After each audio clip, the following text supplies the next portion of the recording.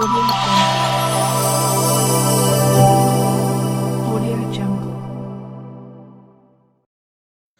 வணக்கம். இன்றைய வின்னர் செய்திகள்.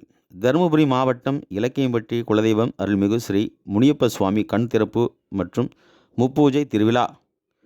தருமபுரி மாவட்டம் இலக்கியம்பட்டி அருகே உள்ளது குலதெய்வம் ஸ்ரீ முனியப்ப சுவாமி தயாதிகள் பங்காளிகள் கோயில்.